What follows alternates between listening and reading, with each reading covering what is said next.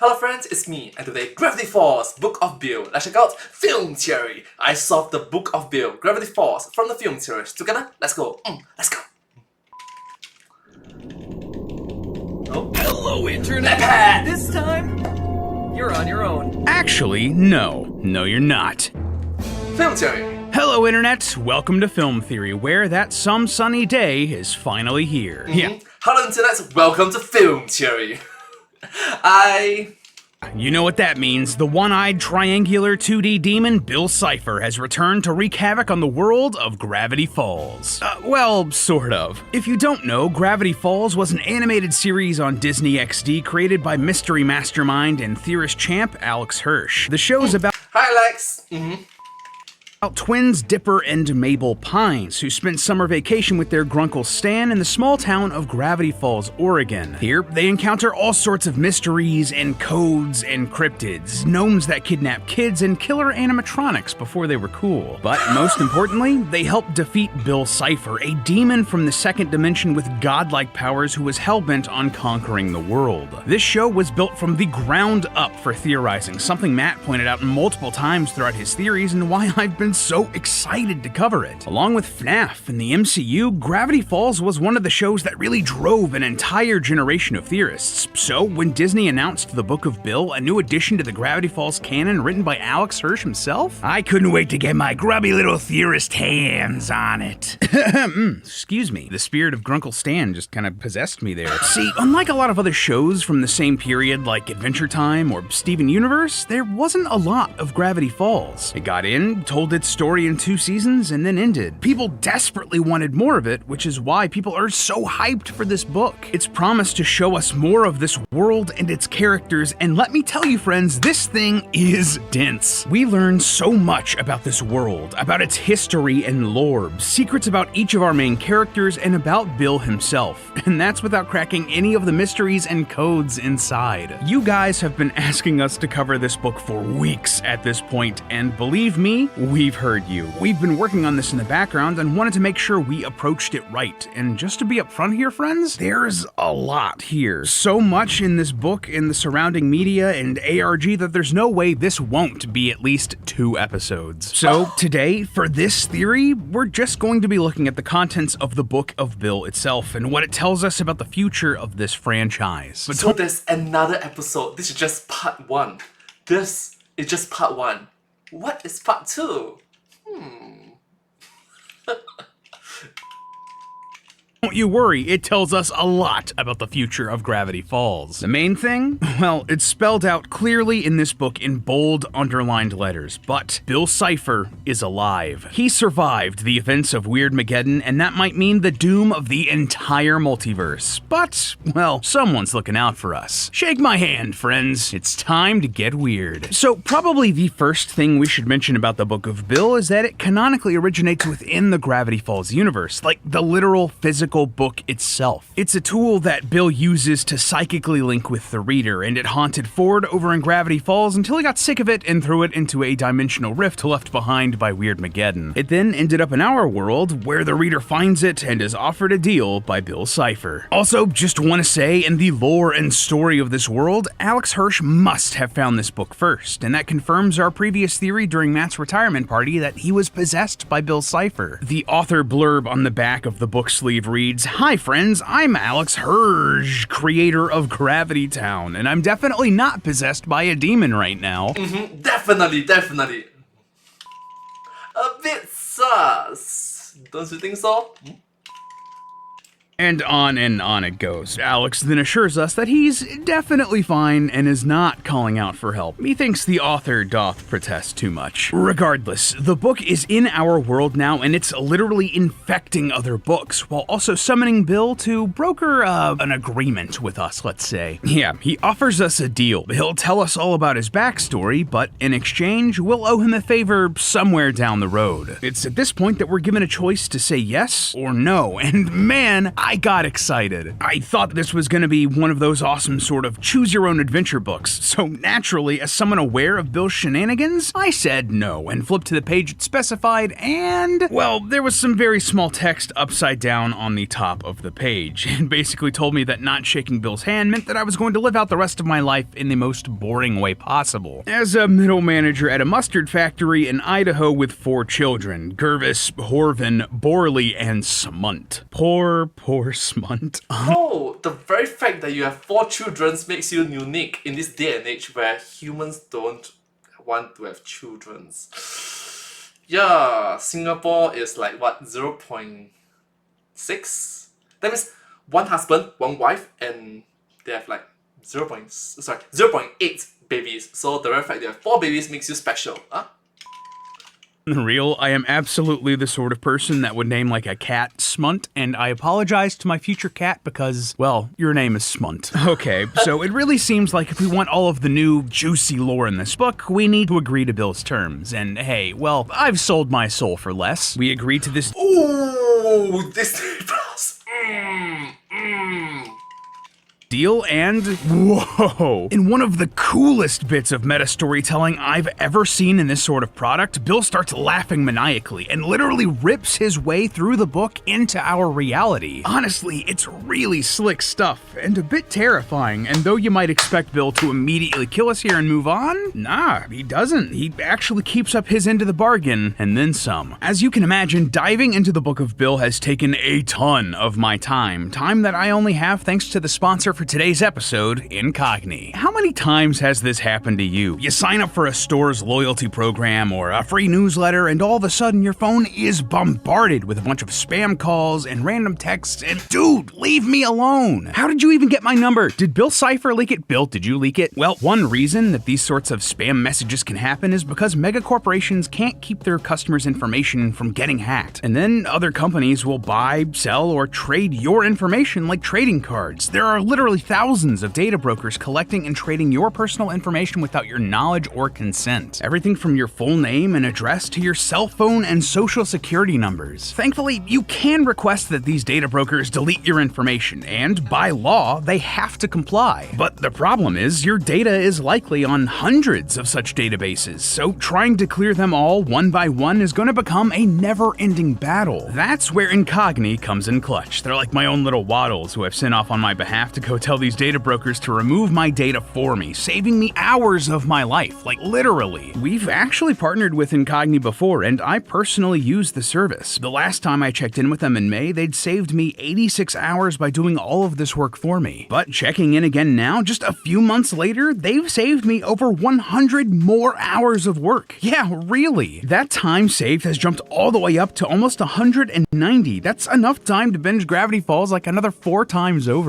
So if you want to keep your personal and private information, well, personal and private, go to incogni.com/filmtheory and use the code FILMTHEORY to get 60% off an annual Incogni plan. Again, that's incogni.com/FILMTHEORY, or if you prefer, you can click the link in the description and use the code FILMTHEORY to get 60% off that annual plan. Thanks again to Incogni for sponsoring this episode, and now let's reopen the pages of the Book of Bill. At this point, the content of the book becomes super varied, bouncing between sections that look like magazines, Q&As with Bill about the concept of love, a how-to guide on how to get into heaven. It's mysteriously left blank, so immediately you get what Bill thinks about that idea. There are tons of hidden codes that you'll need to decipher if you want the whole story, and there's even just straight-up excerpts ripped from a book called The Great Gatsby. This was a novel by F. Scott Fitzgerald that everybody had to read in like the 7th grade, which just entered the public domain a couple of years ago, so hey, why not? It's still weird, but why not? But a couple of my favorite sections? Well, first off, there's a whole section talking about urban legends and cryptids that look like they're ripped straight out of some analog horror here on YouTube. There's Slender Man, who lies about people, Guillermo del Torso, who has a passion for cinema and has written a script for National Treasure 4, The Off Model, which is a monster that looks like bootleg IP and would just like legitimately be a good monster for this sort of analog horror. Can we make that? And the Mirror Dimension that contains monsters like like Bloody Mary, Dysmorphio, and David Lynch. Yes, as in film director David Lynch. I am losing my gosh dang mind because this is hilarious and exactly the sort of humor just made for me. Then Well, there's to be fair, Mr. Hollywood, a whole section about the concept of morality, which Bill believes is 100% flexible and that karma is a scam. He's immediately hit in the eye by a paper airplane after he says that, so I mean, you be the judge of whether or not he's right. That's funny, but the whole reason that I'm pointing this out is that he gives us, the reader, a moral test here. On this page, he's imprisoned an elf named Scrimbles with bones made of glass. If we turn the page and continue on our journey to learn all about the new lore, we'll crush Scrimbles and he'll die. That's hilariously dark and, well, I mean, sorry Scrimbles, there's lore to uncover. Forgive me. We also get some new lore. sorry. Forgive me. Forgive everyone. Sorry. About the Pines family. There's a whole section dedicated to the missing pages of Journal 3 and Ford's earliest interactions with Bill, and another where Bill talks about the dreams of many of the main characters, including Dipper. Bill explains that Dipper has a recurring nightmare about overhearing a fight between his parents that he wasn't supposed to hear, before wondering why Dipper and Mabel got sent to Gravity Falls for the summer on such short notice. Yeah, that's pretty dark, implying that this whole series only exists because their marriage was falling apart, and the parents needed Dipper and Mabel out of the house while they worked out what to do. Ouch, that one hits right in the feels. But okay, that was a lot of the fun, if weird and dark stuff here in the book. What's the real meat and potatoes, though? Where's the Food theory! Santi, hi! real lore? Well, again, true to his word, Bill tells us exactly where he comes from. Bill explains that he's from a world called Euclidia, where no one could comprehend the third dimension, but he was born with a mutation that lets him see into the third dimension. This was apparently cursed and forbidden knowledge. Bill claims that talking about the third dimension was illegal in his world. Despite this, Bill still wanted to share the truth with the rest of his people, but, well, we're not sure what happened, and neither is Bill. He says that he heard a loud buzzing and that he blacked out, and that he still does whenever he thinks about this, but when he came to, no one was alive in his universe except for him. He killed them all. Now, in this very explanation, Bill says that he's not some misunderstood character that can be humanized by a tragic backstory, but I'm not so sure about that. Like, don't get me wrong, Bill is a bad guy, an awful person, and definitely a villain, but I'm not so sure he ended up that way all on his own. At the beginning of this section, we see Bill bursting through a wall behind a TV with a strange symbol on it. Well, this is actually from the cover of a story called Flatland, written by Edwin Abbott Abbott. In Flatland, a two-dimensional square is visited by a three-dimensional sphere, who teaches him to look outside of his perspective. And once the square learns about the third dimension, he tries to convince his fellow 2D shapes, but is jailed for what is considered madness. Perhaps something similar happened here with Bill, with some multi-dimensional being enlightening Bill and sending him down his villainous path. Regardless, the result is the same. Bill ended up killing everyone in Euclidia and moved on to a new universe. From here, Bill found himself in the Nightmare Dimension, where he formed a band of ne'er-do-wells called the Henchmaniacs to help him get up to all sorts of shenanigans. We actually know most of these characters from the actual show. For 1 trillion years, they robbed banks together, crashed planets together to make them kiss, conquered dynasties, and even recorded a Christmas album. But not all good things can last. Eventually, the Nightmare Realm came apart at the seams as entropy caught up with the universe and destroyed it. Bill then ended up in the series from the universe and was drawn to the area that would someday become Gravity Falls, where he met a shaman who created the prophecy of the 10 cosmic symbols from the series and banished Bill from the area. From here, Bill traveled the world and encountered different societies, the Aztecs and the Egyptians and the indigenous people of Easter Island. He also explains that Atlantis was real and apparently existed around the time of King Henry VIII. Seems like a major lore drop there, and I really want to know the implications of the whole world just like forgetting Atlantis was a thing, where it was, and how it sank. Fast forwarding past the events of Gravity Falls and Weirdmageddon, it's revealed that Bill did in fact survive being erased along with Stan's memories. He made a deal with the great Axolotl, who promised to let Bill live if he could overcome his greatest trial, the most dangerous toughest thing Bill could possibly face, therapy. Yeah, really, the axolotl sends Bill to a dimension outside of time called the Theraprism, where he has to make up for all of his cosmic crimes. What goes around, comes around, huh? Regardless, this book is actually a project that Bill is working on while in therapy, and he smuggled it out of the Theraprism and into our reality against the rules of the institution. But Bill signs off the book by promising that someday he will get out. Someone will let him out, and we might have an idea just to who that is. And maybe, just maybe, a changed individual. You know, therapy can be very helpful.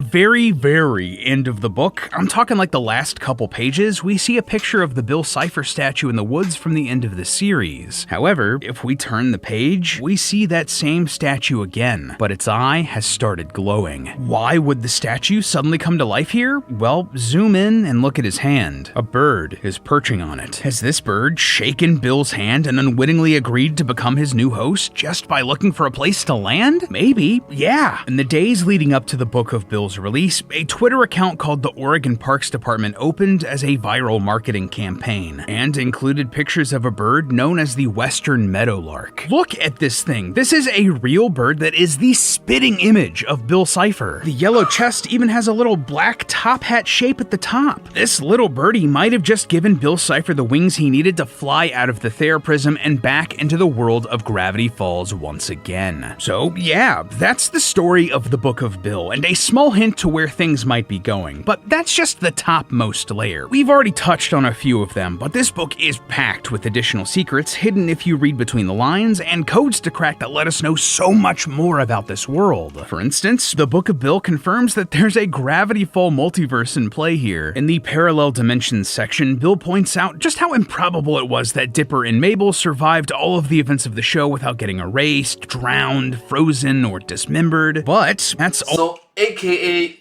probability of them not being GG is low. Vice versa, probability of them being GG is super high. Only because we're in the only timeline where that didn't happen. Yeah, in basically every other one, Dipper and Mabel die horrible deaths at the hands of all the freaky stuff from the series. What's more, the entirety of this multiverse is actually contained within a Pokemon card, like literally a Pokemon card, in the backpack of an unfathomable being outside of time named Dennis. Considering that our universe is part of... Hi Dennis. Hi. Hello. This Gravity Falls multiverse, that means that we too are part of this Pokemon card. And it's not even shadowless. That's tragic. Oh, and speaking of, on this page explaining the Pokemon card multiverse, if you look closely, you'll see a series of symbols running down the side of the card. This is obviously a cipher, and when you decode it, it reads, "Warning, folding this card may result in crossovers." That, in and of itself, is a fun nod to the amount of multiversal crossovers we've gotten in the past few years, but there's actually a lot of crossovers hidden in this very book that create a really wide Disney cartoon cinematic universe. For instance, a Titan skull from the Owl House, another series that Alex Hirsch worked on, can be found in this section about the Dark Ages, while there's another rune cipher in that same section that translates to Titan blood. Later on, the Kor's helmet from Amphibia can be seen in the Theraprism alongside Bill, and finally, early on in the Bill Tells All section, Bill is asked if he's the biological father of Phineas from Phineas and Ferb before ending the interview. Phineas's triangle head suddenly makes a lot more sense, doesn't it? Regardless, all of this alongside Matt's previous theory that Rick and Morty also takes place in this same multiverse really means that there's a giant web of animation that's all connected here. Might just need to do a theory about that sometime, huh? Now, a lot of the hidden code... Okay, that's a lot of stuff in this episode. Wow. And mysteries in here are fun, like this Pokemon card connection, but others, well, not so much. Some of them are crazy complicated and hint at a darker story for Bill, one filled with regret and sorrow. For example, there's a code hidden in one of the pages in the Barnes & Noble edition of the book. Yeah, if you didn't know, Barnes & Noble had an exclusive version of the Book of Bill which had additional content, something that none of us here at Theorist realized until we'd already gotten our copies off of Amazon. Thank God for overnight white shipping. Regardless, in the messages on your TV section in the Barnes & Noble edition, at the very bottom of the page, you'll notice a series of square color blocks. At first, I thought this was just a weird, glitchy effect to really drive home the analog nature of this page, with the scan lines and chromatic aberration and all the VHS goodness. But there's actually a pattern to these colors. Yeah, they correspond to letters of the alphabet, and if you decode the right order, it spells out the message: he never sleeps, he never dreams, but somehow still he hears their screams. This has to be about Bill. He isn't— How? It's color. How do you think? Wow. Wow. sleeping or dreaming, but he's still haunted by the screams of everyone he's killed. This is further driven home on the page covered in silly straws. There's a line of digits that all correspond with episodes of Gravity Falls and time codes within them, and when the words spoken at these time codes are all strung together, we get this message. Twisted out of shape after them kill The ghosts of his family. are haunting Him still If that was a bit hard to follow, it says, twisted out of shape after the kill, the ghosts of his family are haunting him still. The memory of his parents, his original homeworld, are still haunting Bill, even after all these trillions of years. Also, we actually learn the name of his parents through another code in this book, and this has to be one of the most creative ciphers that I've ever encountered in my time here at Theorist. On the codes page, despite Bill insisting that there are no codes in this book, you'll notice a ring You of— know, when you say this book has no codes, it definitely have some codes. letters carved into the tree here on this page. That might seem a bit random at first, but these letters line up perfectly with something else in the book. All throughout the pages, sometimes there are coffee ring stains that are a perfect size to fit inside this ring of letters. And there are gaps in the rings that line up with individual letters. And not only that, but there are other stains, little dots around the gaps that tell us the order of the letters here. If you spell out all of the letters from the rings and put them in the correct order here, it makes a new message that reads, "His dimension now deceased, scalene in Euclid, rest in peace." A scalene is a type of triangle with sides and angles of all different lengths and degrees, while Euclid was an ancient Greek mathematician with expertise in geometry. These are the names of Bill's parents, the ones that still haunt his dreams, the ones who he can still hear the screams of. That is so dark and so cool, and one of the best puzzles I've ever encountered in a book like this. Seriously, a clap and a half for Alex here. But for as cool as that is, something's weird here, right? A lot of the codes in this book are written by Bill himself, and you can tell when they are. He has his own very specific way of speaking and his own rune cipher that is consistent for his character, but a lot of these, they don't sound like Bill, or they're talking about Bill. No, someone else is writing codes in here, and there are a few options, and who it is might end up being very important if Bill is truly coming back through that bird. First option? Well, the clear and obvious choice would be the axolotl. No, it's not the axolotl. It's the great axolotl. You need to include the great.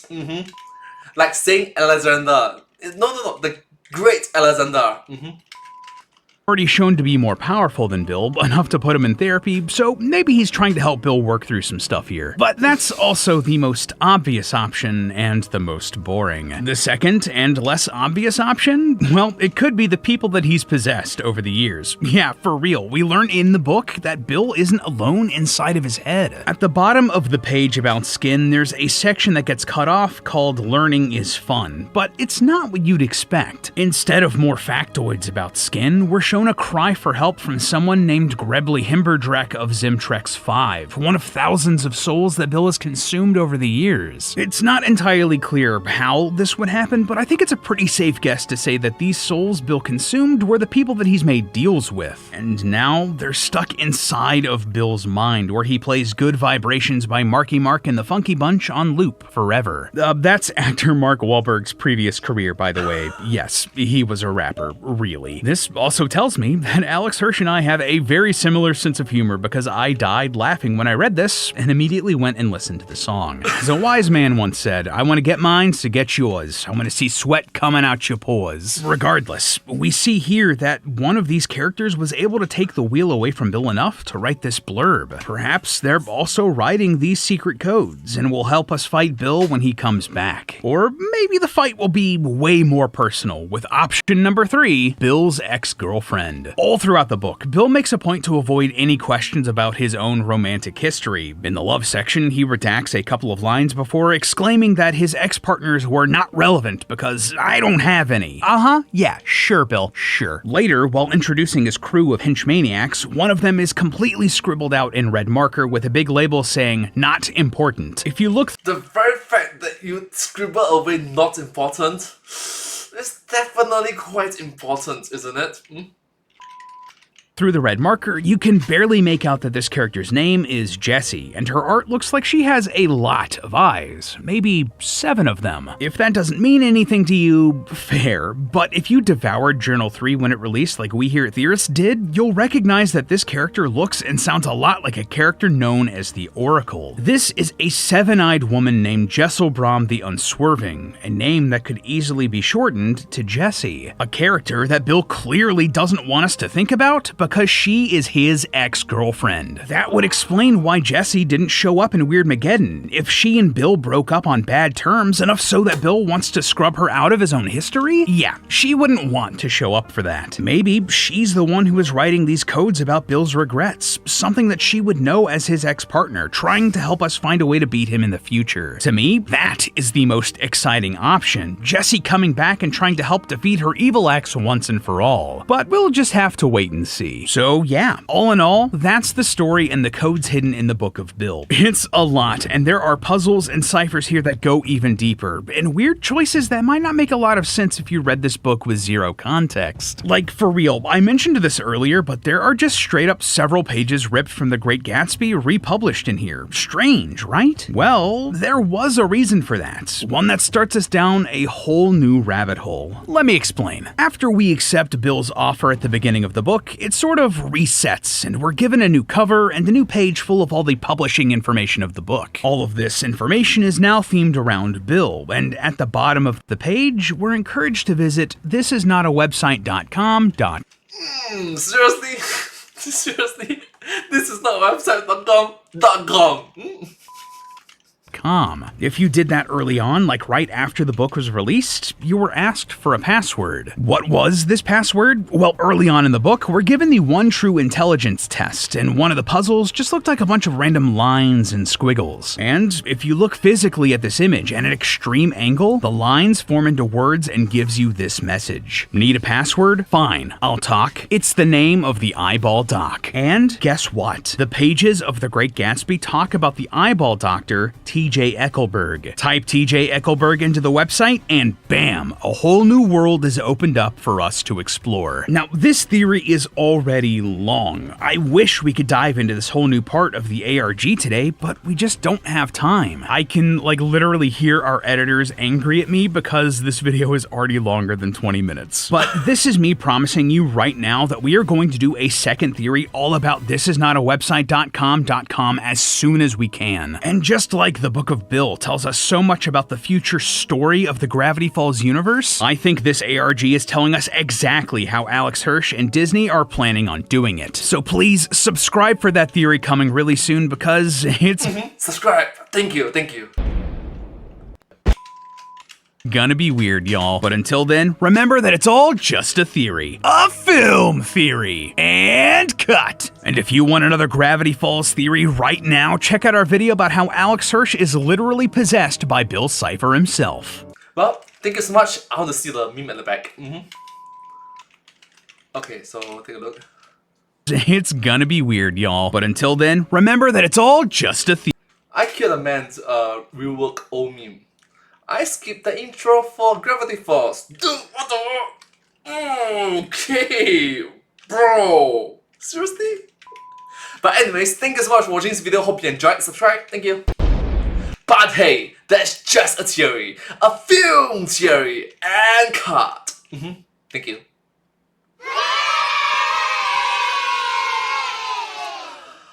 And I hope to see you all in my next video. Thank you so much. Subscribe. Subscribe. Thank you. Thank you, everyone.